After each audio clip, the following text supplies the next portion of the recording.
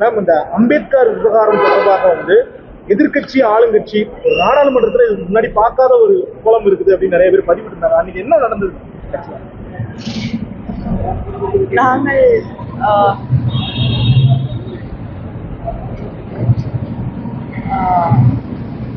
உள்துறை அமைச்சர் திரு அமித்ஷா அவர்கள் அண்ணல் அம்பேத்கர் அவர்களை பற்றி குறைவாக இழித்து மதிப்பிடுப்பது போல பேசியிருந்ததை எதிர்த்து இந்தியா கூட்டணியில் இருக்கக்கூடிய கட்சிகள் அத்தனை பேரும் போராட்டத்திலே ஈடுபட்டிருந்தோம். அம்பேத்கர் அவர்களுடைய சிலையிலிருந்து, நாடாளுமன்ற வளாகத்தில் இருக்கக்கூடிய சிலையிலிருந்து அங்கே நாடாளுமன்ற நுழைவாயிலுக்கு அருகே நாங்கள் வரும்பொழுது தடுக்கப்பட்டு, ஏற்கனவே அங்கே பிஜேபி ஒரு போராட்டத்தை நடத்தி கொண்டு இருந்த பொழுது திரு ராகுல் காந்தி அவர்கள் தடுக்கப்பட்டார். அனுமதி இல்லை என்று அங்கே இருக்கக்கூடியவர்கள் அவரை தடுத்து தள்ளினார்கள்.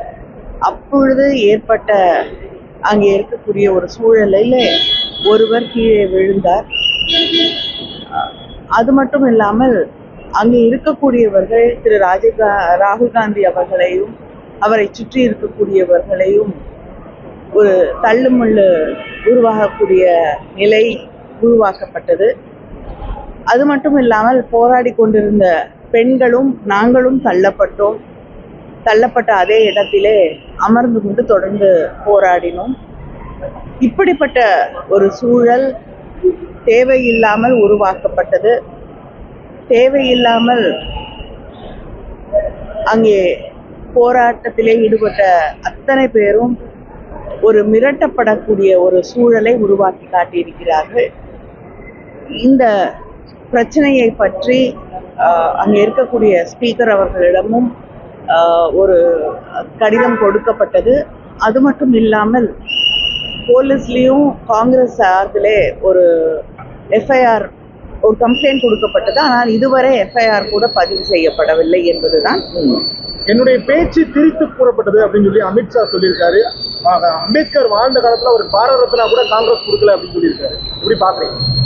அவர் என்ன பேசினார் அப்படின்னு தெளிவாக சபையிலே இருக்கக்கூடிய குறிப்பிலே இருக்கிறது. அது மட்டும் இல்லாமல் வீடியோஸும் இருக்கு. அதனால யாரும் அதை குறித்து கூறுவதற்கு வாய்ப்பே கிடையாது. திருநெல்வேலி தூத்துக்குடிக்கு அடியே இந்த கேரளால இருந்து வர்ற மருத்துவ கழிவுகள் கொட்டப்படுறதுக்கு நிறைய கம்ப்ளைண்ட்ஸ் வருது. நீங்க அங்க எம்பியா இருக்கிறீங்கன்னா இது தொடர்பா என்ன நடவடிக்கை எடுக்கலாம்? இல்லை, அங்க இருக்கக்கூடியவர்களிடமும் பேசி இதை தடுப்பதற்கான நடவடிக்கை நிச்சயமாக எடுக்க வேண்டும் என்பதே